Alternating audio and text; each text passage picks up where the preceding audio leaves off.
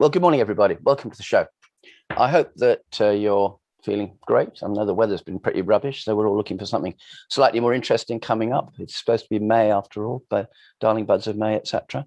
So I'd like to introduce our panel, first of all. Would like to introduce Jon Geldart, who is the Director General of the Institute of Directors, and he's going to be talking about how can you focus on your purpose and values. Our next guest is Catherine McGuiness. Catherine is the chair of the Policy and Resources Committee of the City of London, and she's going to be talking a bit about the post-COVID plans for the City of London. There's a really interesting article she's written about that recently that's worth reading. And my final guest is Peter Kane, who is the managing director and founder of the BD Consultancy, and he's talking about how you can do things, get things done fast. So that's a really good, interesting lineup. Yours truly, obviously, managing partner of Forum, founder and chief exec Richard Chaplin. Delighted to be your host for today. Well, what's going on with the Forum at the moment? Well, there's, as you probably know, we've got a summit coming up in about a month's time, and we've taken the 28 panelists who scored the most important and the highest hits on YouTube for their slots, and we've invited them to come back. So that should be really exciting. Do watch the videos. There are lots of those, and they are from other sessions.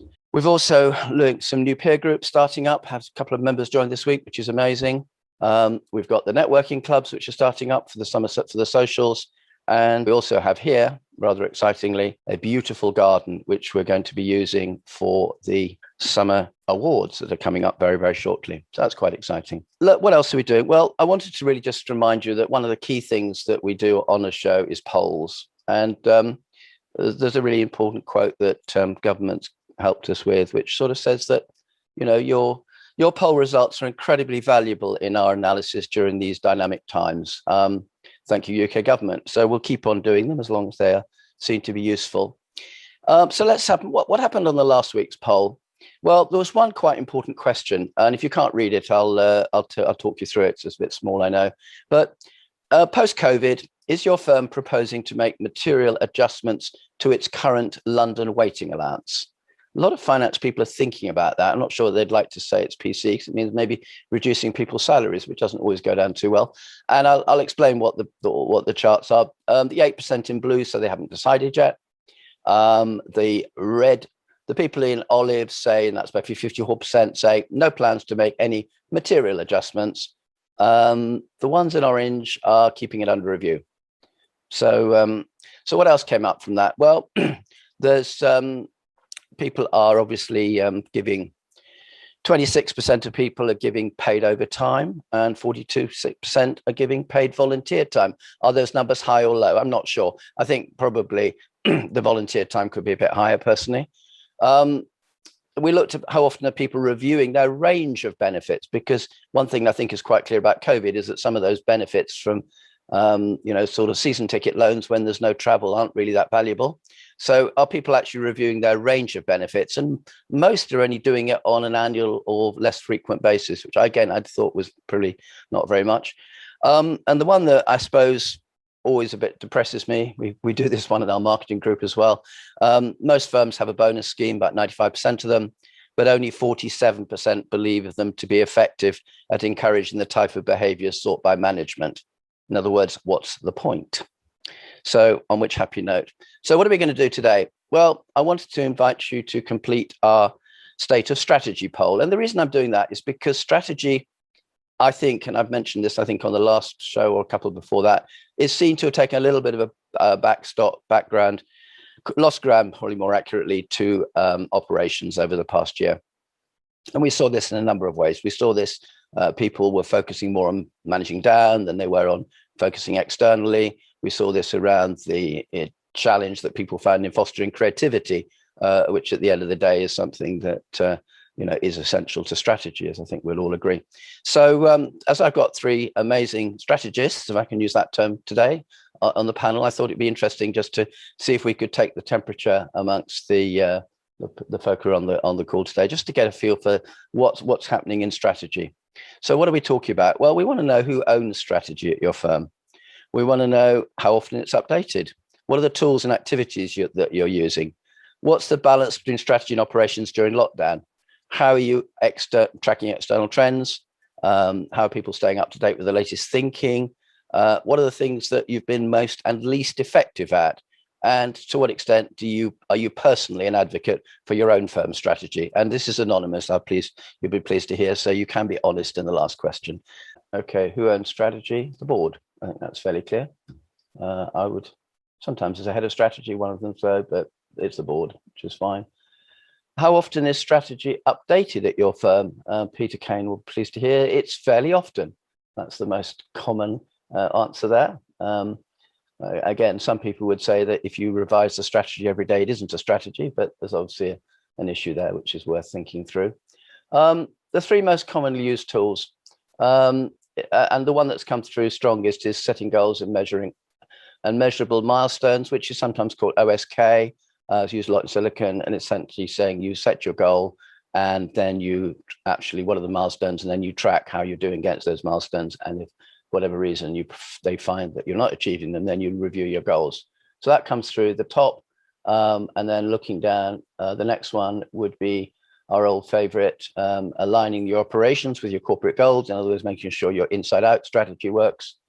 And the third one would be our good old favorites, SWOT and PEST, which is essentially the analytical tools. There's some other ones in there which are interesting, but those are the three that come through as the most popular or the ones that are most used. What's the balance in terms of operations and strategy? And I think that's kind of simple. 0% of people said that more emphasis is on strategy than ops. 80% said that it was the other way around, and 20% said they were neutral. So I think we can take it. And as I mentioned earlier, hopefully I wasn't trying to influence you with your answers. I'm sure I wasn't, but that clearly people are saying that, yeah, everybody's been focused very much on the operations, the day job, keeping the business running over the past year, and hasn't put the same level of emphasis and attention into strategy. And we can talk a bit about that when we come to from here, our speakers and panelists and panel session later. How are they keeping up to date with external trends in strategy? Well, informal monitoring, you can read into that whatever you like. I think it's kind of could be very informal, or it could be a bit more structured, but I think most people would know what that means. How do you stay up to date?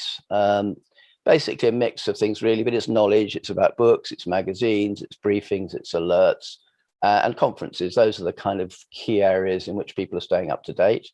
Obviously, there aren't any live conferences at the moment, but there's lots of stuff, lots of content out there.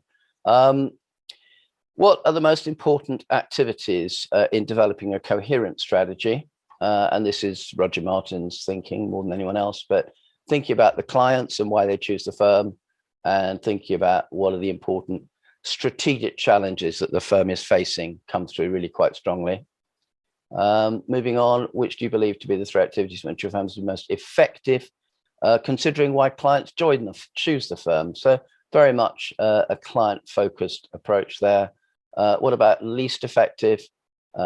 Making sure that your KPIs measure the right outcomes. And that's quite interesting, because if the focus has been operations, you'd have thought KPIs would come into that conversation quite quickly. So to say that that's an area they haven't right done, you can't do AOSK and not be aligning up your KPIs with the outcomes, which is essentially part of the strategy. So there's a bit of a disconnect there, which might be worth exploring. And lastly, yeah, people are pretty positive about there. 60% would speak highly of it. And next to nobody would be critical. So you're obviously an unusual group. That's all I can say. Thank you for answering the poll, because other polls I've done elsewhere, people aren't always as positive about the strategy of the organization they work for. So obviously people who come on the call on the show are people who are special. So that's great to hear. So thank you for that. I'll stop sharing now, and I will invite our first guest. And our first guest, as I mentioned earlier, is Jon Geldart. And Jon is the Director General of the Institute of Directors. He has worked in professional services most of his life, so he knows us very, very well. That's both in this country and particularly in China. And I think he and I go back at least 25 years. And one of the things that he saw as essential when he took on the role at the IOD was to focus on the purpose and values of an organization that anybody who read the media would know had been through a pretty torrid time. So, Jon, come and talk to us about the importance of purpose and values and how any organization can focus on them. Over to you, sir. Yeah, thanks, Richard. We go back a long way, as you say, 25 years, back to the days when David Maister was first coming to the K. So really driven and, if you like, inculcated into strategic thinking from a professional services point of view when I was back in PwC. And then, as you say, spent the last 10 years in China prior to coming to the IOD. So the IOD as an organization, the Institute of Directors, is what it says on the tin. It is the Institute of Individual Directors. So we represent around about 20,000 directors, both here in the UK and also internationally, have just around about 2,000 international members. So as you said, the IOD had been through quite a difficult time. And that's actually a good time to join an organization, because when you have to reassess what you stand for and reassess how you're going to be relevant to the future, that's actually a very exciting time to become involved in any organization. So I arrived at the back end of 2019. Then, of course, we had Brexit, and then we had COVID. So the importance of keeping true to the core value and the core purpose of any organization is refined in the heat of crisis. Some of you may be aware that I have spent, and if you Google me, you'll find that I've spent quite a lot of time in the outdoors. I was very fortunate to walk to the North Pole in 2006. I've done exploration all over the world and worked with teams, high performance teams in the outdoors, both with military and with civilian teams. Now, the reason for mentioning that is really around this notion of purpose, and a purpose that is driven and drives people to do extraordinary things. So the first thing really that I believe we should do when we're reassessing, and this is a great opportunity to reassess as we come out of COVID, is what do we stand for? What does the organization we have actually exist to do? Many of you will be very familiar with Larry's letter, Chief Executive of Blackstone, and the whole refocusing of many investors around the areas of ESG, and indeed the sense of purpose that drives the future employees of any organization. We talk about the millennials, but there's a whole new group of employees that are coming through that care less about the financial aspects, even of their own personal finances, than they do about what does the organization they work for or they admire stand for. So what does the IOD stand for? What is its purpose? And really that goes back to the very core of why it was set up in 1903, why it got its Royal Charter in 1906. It is, as I said before, we are here to do what we say on the tin with the Institute of Directors, the Institute of Individuals. We are here to create better directors for a better world. And what better time to be doing that? And the whole focus of attention that I would suggest is to try to get whatever we do down to a few words. And those few words, if you look across all organizations that you admire, you will find that they are driven by a few words or by one or two numbers. And those are the things everybody understands that you are there to do, that you are driven by, and that your purpose for existence is underpinned by. So purpose, for me, is the lifeblood of the organization. And if the blood of the organization is its purpose, then the hemoglobin and the way that oxygen attaches to the hemoglobin are the values. What you breathe in every day and you exhale are not values. You get rid of the rubbish, but you breathe in the values. You make them the lifeblood of the organization. And the values that we have looked at within the IOD are the things that drive the IOD. They are about agility. They are about leadership. They are about taking responsibility. And they are about communication. And over the course of the last year, I've been incredibly privileged to have spent time talking with the government leaders, also the opposition front bench, as the IOD has been one of the 5 main business organisations alongside the CBI, the FSB, Make UK, and the chambers in advising government as to how that they should respond to the crisis on behalf of business.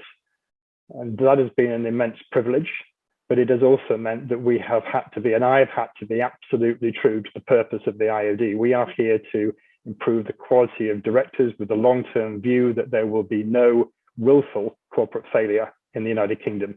And that is based on the premise that by having effective, well-trained directors who understand their position and their responsibilities, then they will not, by dint of anything other than a huge black swan events, and we've had a huge one, be in a position where their businesses will go bust because of ineptitude. And we've seen so many organizations where we've seen leadership asleep at the wheel.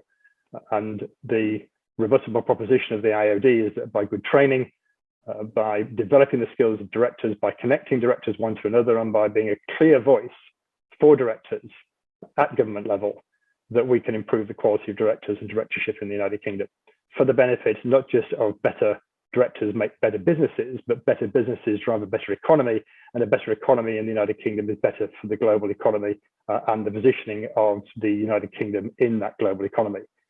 So the essence of what we are about, and I would challenge you yourselves, I'm sure you do this on a regular basis, to reflect on what is the driver, what is the purpose, and what are the values that are underpinning that purpose to make your organization the organization that it deserves to be. The IOD deserves to be, and we are, I believe, the true authentic voice of directors in the United Kingdom. Whatever size, shape, color, creed, location of directors, we are where directors are. So we are across the United Kingdom. We have branches across the United Kingdom, and indeed as far afield now we've just opened in China. Of course, you would expect me to say that, having spent 10 years there, working with the Chinese government. In fact, I'm looking at corporate governance in China is a very interesting challenge, but I think one that it needs to be addressed there. And so I would just close by saying, and thank you ever so much, Richard, for allowing me to get on my soapbox, because you know it's one that I'm very passionate about. The sense of purpose that drives an organization needs to come from the top of the organization, but it needs to be also believed, understood, and in the lifeblood of every individual. And that also means making hard choices. And we've had to make some hard choices in the IOD. We do not now have all the people in the IOD now that were with us a year ago. Lots of reasons for that, but the driver at the moment is that if people don't feel that they fit, then that's fine. But this is what the organization stands for. This is what we're about. And we celebrate that focus of attention on better directors for a better world. Thanks, Richard. Oh, thanks, John. And I think I absolutely endorse everything you said. And I think also there's what you might call the directors who are in executive roles, but also equally importantly, the executives in non-executive roles, and how those two have to work together, because often the non-execs see their jobs as sort of filling in checklists rather than actually helping management be effective. So there's some interesting issues there. I'd now like to turn to our second guest for today, Catherine McGuiness. And Catherine is I think best described as the political leader of the City of London, technically the chair of the Policy and Resources Committee. And she has been reflecting, I suspect, with obviously on behalf of the Corporation of London, City of London, excuse me, on what are the post-COVID plans for the City of London, this great city that most of us are very familiar with. What might happen next? So over to you, Catherine. Really looking forward to what you have to say. Thank you very much, Richard, and thank you very much for inviting me to join you today. City of London Corporation is the governing body for the Square Mile, but it does much more besides. It provides services across London and also works very closely with the financial and professional services sector, which carries our name. And we articulate our purpose as being to support a vibrant and thriving city, contributing to a diverse and sustainable London within a globally successful UK. And over the recent months and years, I've been in this post now for 4 years, and it really has been a turbulent period in which we've seen businesses across the city, like those around the world, having many reasons to retune. And for our Square Mile, we've seen the challenges posed by the UK's departure from the European Union. We've seen the significant challenges recently posed by a global pandemic, which has seen our streets empty, our financial and professional services pivot to working remotely and not coming into their offices in number, and our small supporting businesses having real trouble in continuing business. And we also see the longer term challenge, which we're appreciating, I think, more and more, of the climate crisis and the need to respond to that. And I'd just like to start this discussion, or at least my contribution to it, by saying that in spite of all these challenges, we are very confident for a bright future for London and the UK. But we're also very conscious that we need to act. We can't coast as we've been able to, for example, for the last 30 years, perhaps, in thinking that London is just naturally a global leader. We need to build on our strengths and make absolutely clear why we are. We need to stay on the front foot. And for our square mile, we need to make sure that we have what it takes to attract people back into the centre. So we have been very focused on this. I have to say, it's not the first time we've had to change and adapt. Our organisation has been around one way or another for about 800 years, and during that time, we've seen the city had to recover from fire, from other plagues, from all sorts of challenges, wars, all sorts of things, and it has shown its immense ability to innovate and move on throughout that time, and I'm absolutely sure that it will do that again. But we're the generation that has to look at the recovery for the present period, and so that is exactly what we have been doing. We've been speaking with businesses and other stakeholders in number to find out what their longer term plans are. We've been considering what we need to do to make sure that the city remains absolutely at the top of its game. And we've published the results of our thinking in our strategy for the next 5 years. The Square Mile Future City, it's an action plan based on 3 dimensions. Basically, we look at our business ecosystem, we look at what we need to do about providing outstanding environments, and what we need to do about ensuring that we continue to have a vibrant offer. And we feel that all those 3 elements are going to be essential for achieving our vision for the future of a thriving city, continuing to make its significant contribution to the UK. So world-class business ecosystem, that is going to be not simply about supporting the businesses which we already have and the great areas of strength and expertise. And when I've been speaking with people over these last few months, the international firms have stressed their commitment to their central London city space for all sorts of reasons, to use them perhaps in different ways to the ways they've used them before, but to come and collaborate, to build teams, to set up new business.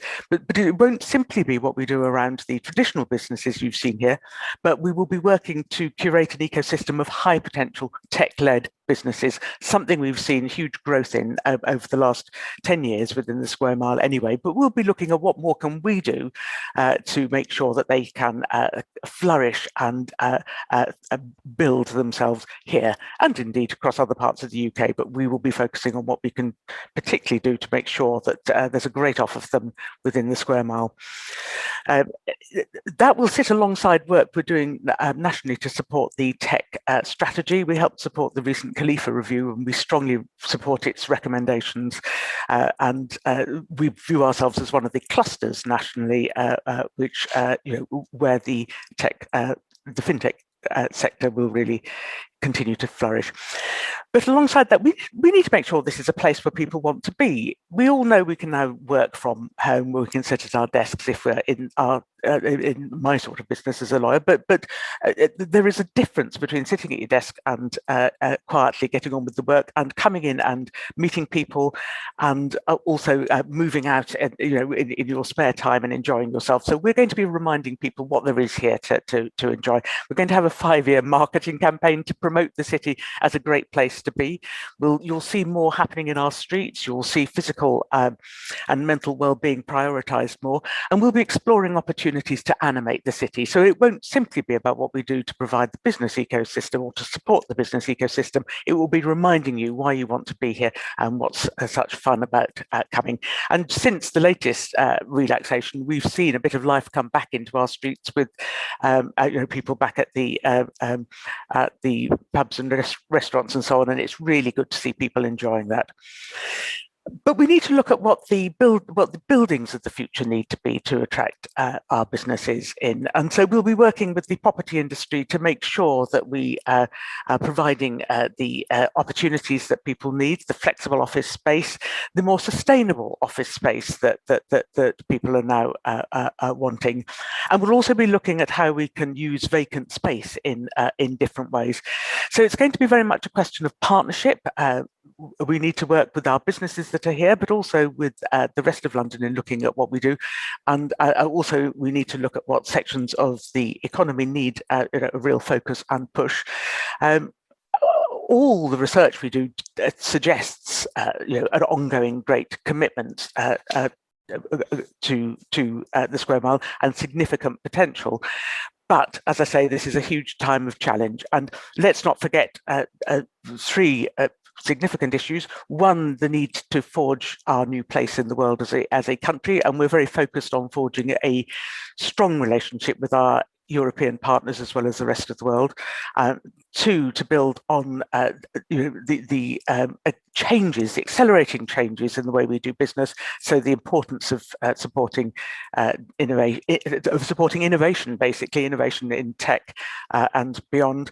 But thirdly, the great opportunity that we have this year with COP26 coming up and with our presidency of the G7 to really remind people of our place in shaping international thought and international regulatory standards around really important issues such as the ESG agenda that we've just heard.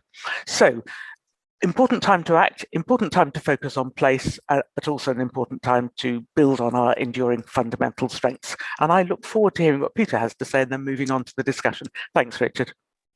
Thank you very much, Catherine. That is really brilliant. I don't know how you managed to squeeze so much into 5 minutes. It was really fantastic summary. So thank you very much. And do read the article, by the way, because it's really, really good.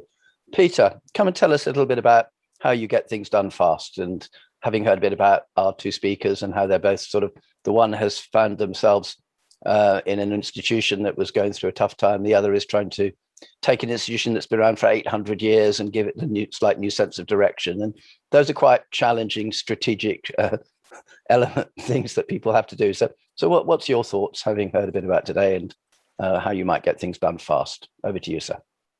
Thank you, Richard, and thank you for inviting me here today. For us, it's about we help professional firms grow, and it's about acting quickly based on a number of core principles that come up time and again, and that was our method pre-pandemic. But there's a perfect storm now. Catherine's talked about the challenges we have, and which we're all too aware of. And Jon's talked about the need to make tough decisions, and sometimes unpopular decisions. We thinking primarily of the people in professional firms who are responsible for growing that firm, thinking about the marketing, the BD, and the people issues around that. I'm a little bit concerned for those people as they go into this transition, because there's two things happening. One, no one has lived through this before. And two, there's a huge pent-up demand from firm leadership to do things better, to grow the firm, to bring in new revenues. And three questions we hear being asked every week are this. The obvious one, how are we going to hit that revenue growth? What does the mix of online and offline look like? And have we got the right people in the right places? And I'm sure for any of you, and I looking through the attendees today and those watching on YouTube, I'm sure you're going to be asked these questions, if not already, over the course of the summer. And underlying all these is a much more pressing personal question, of course, which is what value do you bring as an individual? What are you worth? Do we really still need you? So I'm going to help you answer these quite tough and quite challenging questions in the next 4 or 5 minutes by sharing the 7 principles. I'm a father to a boy who's doing his GCSEs, and I know how tempting it is to duck the tough questions and to invest your time in something more fun instead. But if we can give 4 minutes to this, I think you'll at least have a quite simple, memorable framework to think about. the first thing is this big on or in question. Do we do everything online? Do we bring people into the room? We've quite a simple mantra about this. If you need the I of interaction, if it's about the N of new relationships, then be in the room. So this is an absolute fundamental. If we can be in the room, of course it's easier if it's pure knowledge transfer, if it's sharing intelligence like we're doing today, or if it's a more formal learning experience. We've seen that can work brilliantly virtually, and it's cheaper and it's easier for people to access. But when you want the intimacy, the rapport, you want the interaction between a group especially, or even between one-to-one, you want a really natural discourse. You want a senior associate to a trainee. You want a head of a marketing team working with one of the BDMs or one of the digital managers. Then that works much more fluently when we can often be in the room together. The weird thing we've seen across the professions, and I don't know if any of you who are watching this are thinking the same, is there's been a great effort to tap into what other colleagues want in terms of how they want to act. Do they want to be in the room with us? Do they want to return to office? There's been polls, and there's different apps set up for desk sharing and so on. And there's been quite understandably a great sensitivity around judging how comfortable people are about coming back into the workspace and attending events. There has been a deathly silence, though, from many firms in terms of them reaching their clients and talking to their businesses about how do they want to do things. So it's really good to hear Catherine speaking about how they're doing that across London, how they're reaching out to the firms and saying, how is it you want to interact and behave? Because I think we're not far away from a day when we've got a major decision maker flies in from New York on a Thursday afternoon, expects to sit around a boardroom table with 3 or 4 of the people he's been dealing with, and he finds out they're in Guildford, Sevenoaks, or Winchester, and they're not available to chat to him. So we've got to, I'm not saying that's wrong, but we've got to at least ask the question about what do the clients want.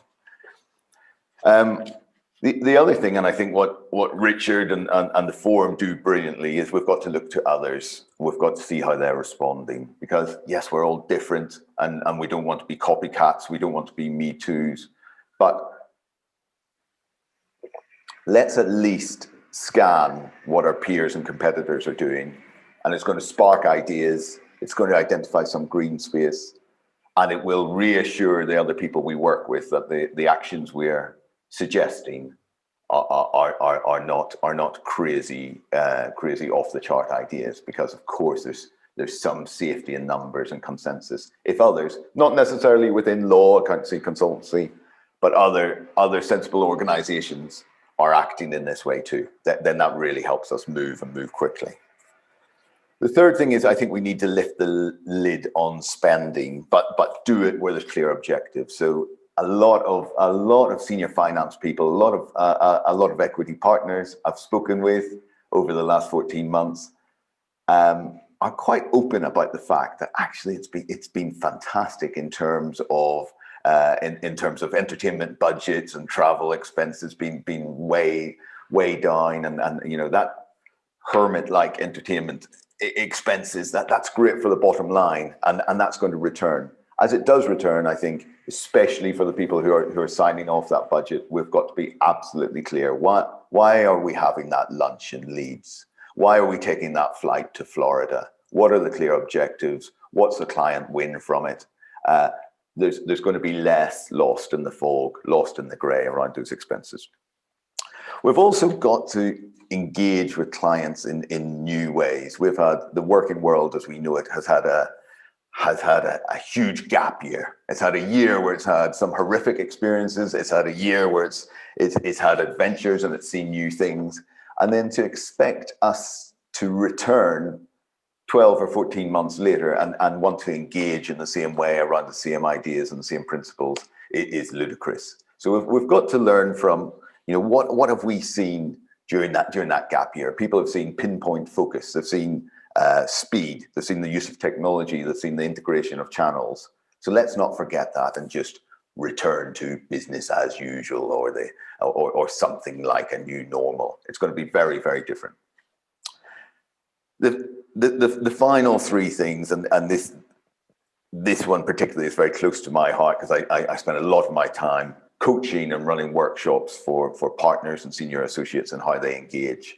And this is not an absolute across the board, but there's certainly been some evidence, and L&D people are saying this to me as well, and divisional heads are seeing it. There's been some evidence of a bit of a return during home working to some of the bad old habits, or in terms of communication.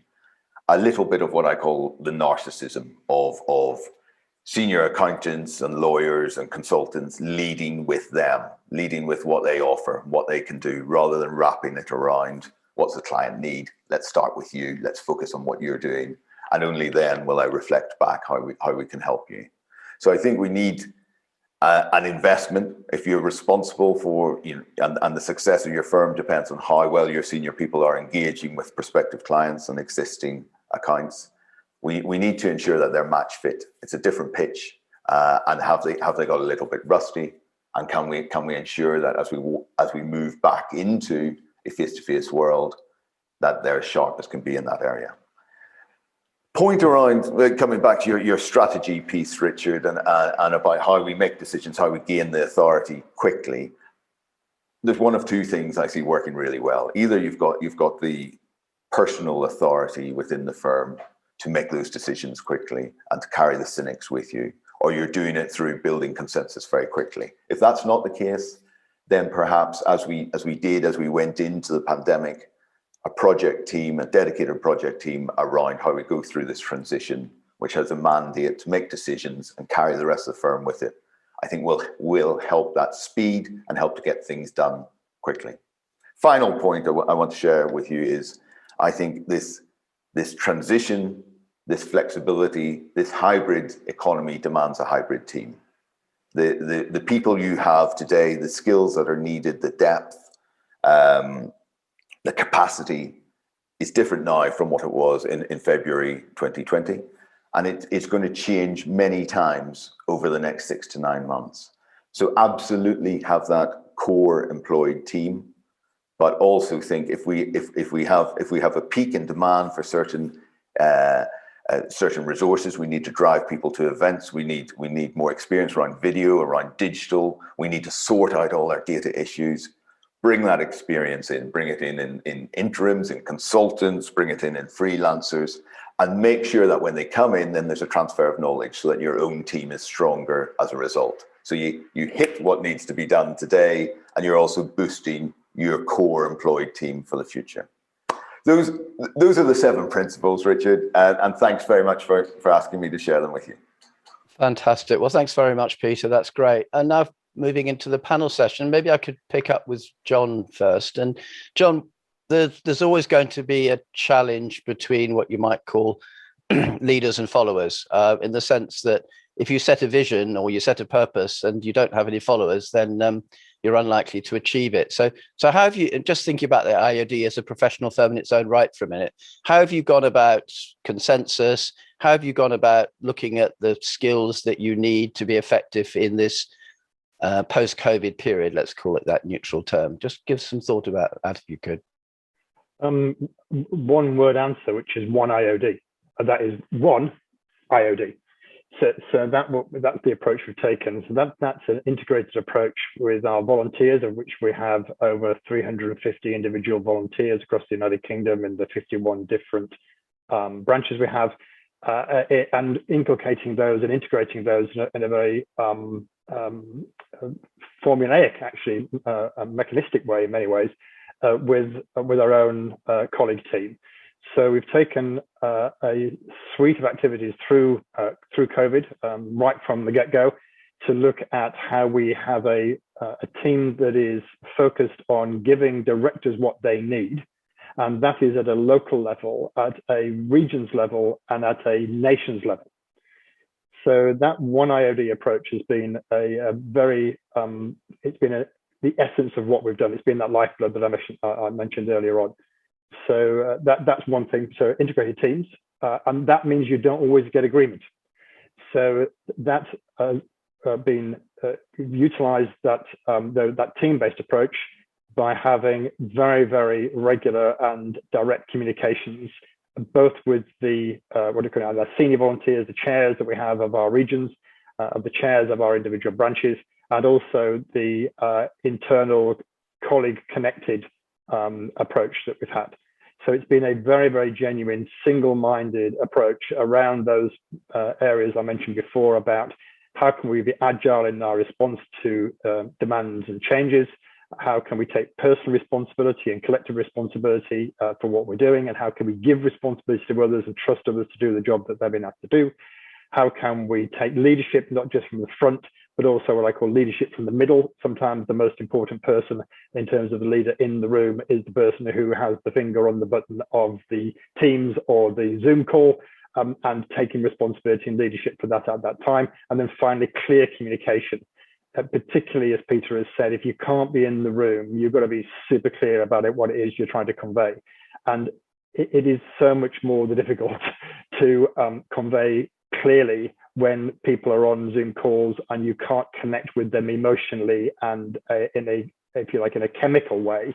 So I would absolutely advocate, as Peter is doing, that if you need that chemical interaction, because we are human beings, we have a deep need actually to have that interpersonal interaction to get things done, and you need to have that to get disagreement. And one of the things, I mean, you know me quite well, Richard, I'm not afraid. I'm a Yorkshireman, as they say. You know, you can always tell a Yorkshireman, but only once. You know, we have quite an opinion about life, but it's that opinion and that opening up and being open to being wrong that I think has been a key characteristic of this, and walking towards problems. You know, we've had issues within the IOD during COVID. We've had to make some super difficult decisions, which we've made, but we've made them by walking towards the problems, and that's really the way that I would say we've dealt with them. Fantastic. Thanks, John. As always, open and honest. I wouldn't expect anything else, so thank you for that. Turning now to Catherine, and this is maybe an issue that all governments, and I know you're part of government, face, is how do you actually, I mean, you obviously have a great plan, but how do you see, and you can measure its deliverables at one level, but how do you actually encourage people to actually rethink and engage in that plan? Because all too often when I talk to civil servants and others, they have great ideas, but then they have to encourage others to do things for them. There's very limited amount they can do themselves. So how does the City of London approach that particular challenge? Well, I suppose there are three layers. There's what we do internally, what we do with stakeholders in the square mile itself, and then what we do more generally. And internally, our plan actually builds on a lot of work that we've already done, but I think there is going to be a piece of work to be done to make sure we keep focused on the absolute imperative for recovery. I think with our square mile, it is a question of communicate, and we worked with businesses in the square mile as we developed our plan. We listened to what they had to say about what they wanted. But I think to achieve it, we're also going to need to collaborate with a much wider range of partners. We're going to need to fit with the rest of London. We're going to need to work with the other central areas as we look to reopen over the next few months, because there's both the short-term challenge of adapting to getting people back while COVID is while social distancing is still in place, while COVID is still where it is and where people are nervous about travel. But then there's the longer term question of how any changes during this period actually bed in. So yeah, I think it's a question of communicate, collaborate, and keep checking you're doing what you're wanting to be doing, or whether you need to adapt that. I just want to pick up on 2 points from what's been said. I actually want to pick up first of all on what we've just said about the chemical need to get together, and what John has said about the need to actually meet people. And the more last year, when people were talking about coming back, yes, they were talking about coming back and their plans. This year, there's an urgency about people wanting to come back and bring their people back, because it's not natural not to interact and connect. And we're hearing that. We're seeing that in our own organisation. We're hearing that from others. I think that's one reason why the office is not dead. People do want to come in and actually mix. So that's, I think, one key thing. And I think the other question, actually, I'm going to stretch this a bit. Peter talking about hybrid teams. It's never been more important to be inclusive, because we need to draw on the best skills and the best people that we can find in this really challenging period, whatever their background and wherever they come from. We need to be looking for people of ability and opening doors. So we're going to be very focused on making sure the city is as inclusive as possible as well as we move forward. Thanks, Catherine. Peter, just sort of going back to your 7 key points for a minute, and I won't go through them because so we've done that bit. But is there, I mean, if you are a firm that is kind of thinking, well, we really ought to be doing a bit more here, I appreciate the people in the sort of, if you like, today's studio audience may all be geared up, but I know a number of people on YouTube possibly will be less sophisticated in their thinking. I mean, where do you start? I mean, are there some sort of particular things that you believe are good places to start the whole process of thinking about where you want to get to and how to get there?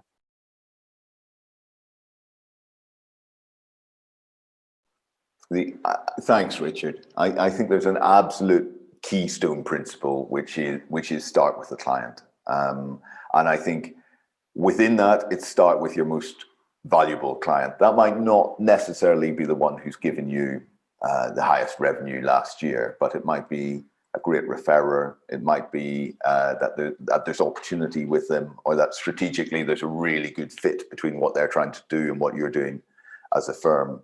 But that is the absolute golden rule that I think will guide firms through this. And there's all sorts of research from McKinsey, especially around how staying closer to the client and being more responsive to the client needs will help us weather this much more quickly, and also with less of a hit than those who simply sit in isolation and try to beaver away and do it themselves. So I think it's that, combined with what Jon and Catherine have said. I love those 2 points about bringing in the diversity of thought and then the inclusiveness. It's been a hugely humbling experience since last March. I as leading a small consultancy, have found it really humbling. You've had to put your hands up and say, I don't know what to do today. I don't know what tomorrow brings. And for a lot of people who are very senior professionals, that for many will be the first time in their life they've done that. And I think they now need to come out of that and say, okay, we don't just by dint of education and birthright have all the answers. So we've got to start with the people that we're trying to serve and sit as close to them as possible. And it's not just a really quick web form to fill in to say what's most important to you. It's not just a really quick telephone survey that hits volumes. That certainly is a starting point, but it's really investing more time than ever, and it's getting that chemistry going that Jon was talking about, where you're showing a commitment to being in a room with someone. You're showing a commitment to work with them and partner with them through it. One final point on that chemistry piece, and this is something that I hear anecdotally day in, day out from the professional firms we work with, has been this the toll in terms of mental health of home working. And it's not just that direct lack of contact in terms of having some human interaction. It's also, a marketing director described this really clearly to me recently. It's people who are in positions early in their career who used to be able to look across the room and see the senior decision makers that they were writing reports for, or that they were contributing work for, and they could judge their response, they could judge their mood, they could have a really quick chat with them about direction or principle. And that's being stripped away now, because they don't want to set up a Zoom call to do it, or a video. It's just they want to be able to turn to their left and see that Caroline, who's just received the report, is smiling, or comes past them and says, well done. It's that's really, really missing. So 2 things: absolutely start with the client, and I think the sooner we can get some of that chemistry back in, the better. No, that's really good. And I was going to ask John to talk a little bit about non-exec directors, because we haven't really covered those. But I think we probably sadly ran out of time, so we may have to do that another call. But can I thank our panel as we're now getting to that point of for your great thoughts. We've covered, as always, a fantastic range of issues. I think everybody hopefully will go away thinking client. Good place to start, as Peter said. John will say that, as we've heard, that I like the idea of the oxygen being the sort of, if you like, the purpose is there, but the oxygen is what keeps you there, and what you inhale matters, and the exhale is less important. And Catherine, I think, just communicate, and absolutely. And I think we're going to be hearing a lot more from the City of London about what they're doing, because at the end of the day, amongst other things, they are not just the financial centre, I think, of the UK, but a very key driver of tax revenues and ideas and insights and interactivity and global reach. So hugely important part of the UK, and good luck to all of you with your challenges over the next year. So I'd like to finish up to say that I've thoroughly enjoyed today's show. Next week, we're doing two completely different topics. We're looking at philanthropy, and we're also going back to the whole issue of tech, but not so much tech around, but what is it that actually AI might do for you? Or is it just something that is right at the bottom of the agenda? Nobody's thinking about AI winter. Where are we at? Let's hear from some people in that area. So thank you again, both. Thank you to the panel. The YouTube videos will be up within a couple of days, so do watch those and pass the word, and enjoy the rest of the day, and good luck. Bye for now.